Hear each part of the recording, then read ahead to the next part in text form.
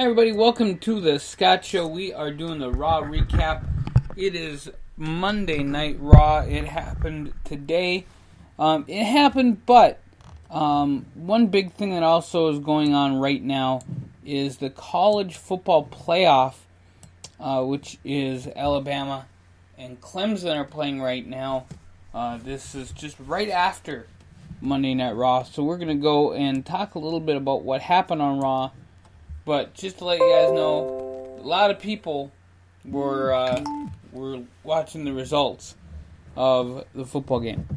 So Alexa Bliss and Asuka made a match for tonight. Kurt Angle refuses to change his mind, and there's going to be a match tonight. They are live in Miami, Florida. John Cena apparently announced himself for the Royal Rumble match. Now, why he would have to do that, or why he would even want to be in the Royal Rumble match, I don't know. I guess his movie didn't do that bad. Because he played a bowler or whatever. And they did talk about the women's Royal Rumble match, which will also be 30. Now, last I heard, there were only 22 women on the roster. So they're going to have to bring in 8 from somewhere, a few surprises along the way. And that'll be fun. I think it's also going to be very interesting for when people see Absolution and the Riot Squad against each other. It's going to be fun. But Sheamus and Cesaro ruin the party and say, hey, we got screwed. Which, they really didn't get screwed, but things happen in matches. And you ended up with Cesaro versus Jason Jordan in their match. Now, before I get into that any further, I did hear Sheamus was suffering through some back injury. So I'm sorry to Mr. Sheamus. I like Sheamus, so hopefully everything is good. Now, Jason Jordan and Cesaro had a fairly good match. Again, I was watching a lot of the football, but I like Cesaro. I really do.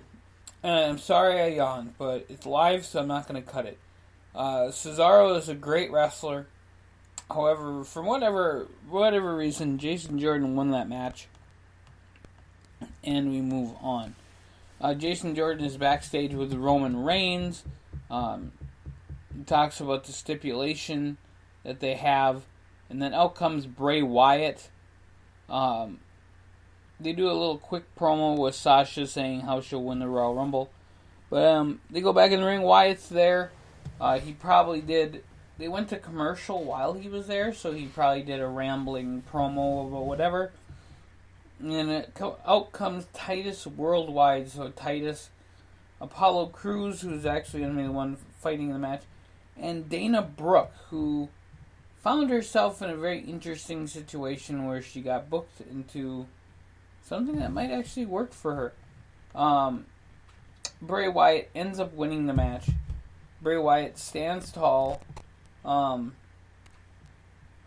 Woken Matt Hardy appears on the big screen and talks more about the Fireflies and Sister Abigail and says delete and does his Woken Matt Hardy thing. I'm a little cold on it so far, but we'll see where it goes. Nia Jax has some soup in her hand, and she's leaving the arena to go tend to Enzo Amore, who is sick with the flu. Alexa Bliss stops her and says, I'm going to be facing Asuka, I need you. And Nia says, I'm going to have to leave because the soup is getting cold. Uh-oh. Trouble in paradise there. So Alexa Bliss and Asuka have their match. It's a non-title match. This just confuses me why they would have this match 4 weeks out from the Royal Rumble. Unless they're planning on Asuka losing in a title match next week. Or some kind of stupid crap. It's just really interesting, and I don't get it. Asuka wins the match. A fairly great match with all the women. Alexa Bliss is just multi-talented, so she's great. Then comes the most uncomfortable part of the night, where Renee Young and Samoa Joe are backstage. Joe says that Dean Ambrose is a stay-at-home husband who lives off his wife's paycheck. Of course, his wife is Renee Young. And it was very weird. Also kind of funny how she took it. So I almost wanted to see her do something in the match, but then that would be a little bit too creative. Braun Strowman faces off against Rhino. Now, Rhino was really trying. And for a Braun Strowman match, which should have been just a squash anyway, it was kind of weird. But the funny part to it is Slater got on the thing. He calls Slater a cheerleader and says you got two options. You can stay on the floor, or you can get in the ring and take these hands like your partner. And it was just like, wow, the crowd to pop for it.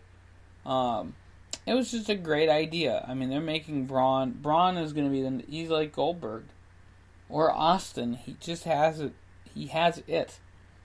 And if they screw around with it, if they give Roman Reigns the championship at WrestleMania, he better be the first one to get the shot and beat Reigns at SummerSlam. I could just see them feuding.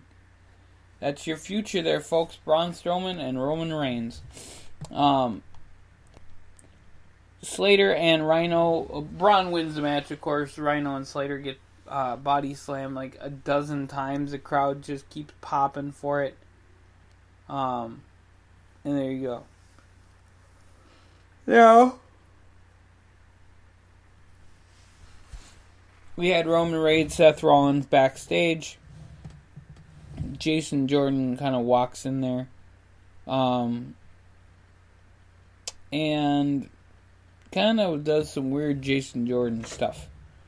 They get back from the break. They hype the 25th episode of Raw. It will be live from the Barclays Center and Manhattan Center in January. Check it out. We go backstage. Kane is talking to Braun Strowman, saying, hey, we're the big monsters. Brock isn't. Why don't we work together? And Strowman says, no. Kurt Angle talking to somebody. I'm still kind of wondering who he's talking to. But whatever works. Finn Balor has a match with the Miztourage and Elias. And he's supposed to go get himself a partner. That's where Luke Gallows and Carl Anderson appear. They kept on bringing up various things like, yeah, they were teammates. But never once did they say Bullet Club. Then they had the Intercontinental title match between Samoa Joe and Roman Reigns. Great match. Actually, a really, really great match. Samoa Joe, Roman Reigns really turned it up to 12.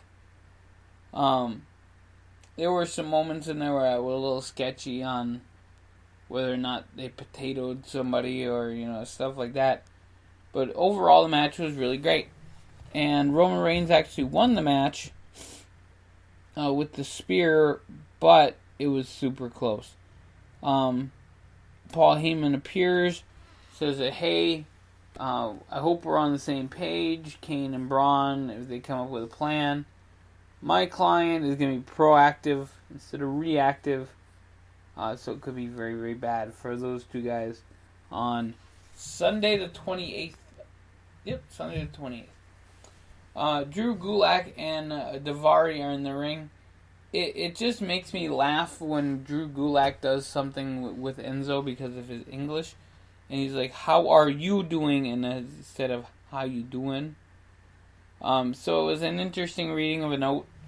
But he's sick. So what can you do? Enzo Amore is sick.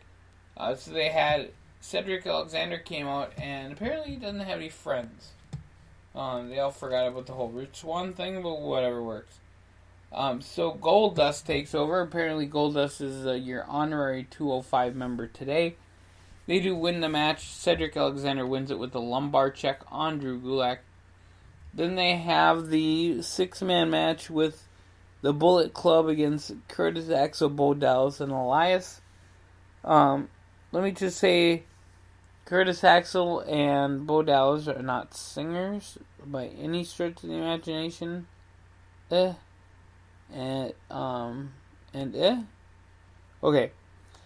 So, Finn Balor, Luke Gallows, Carl Anderson, they win the match. The club is kind of together.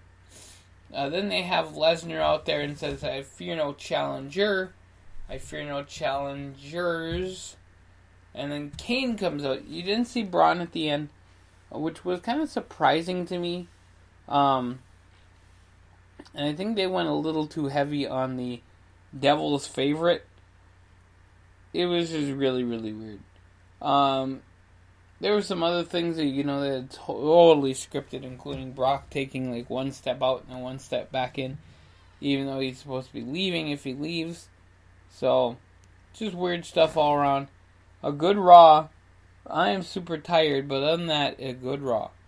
So, I'm going to go to bed, and I'll see you guys here real soon on the Scott Show podcast, www.scottshow.com. Check it out.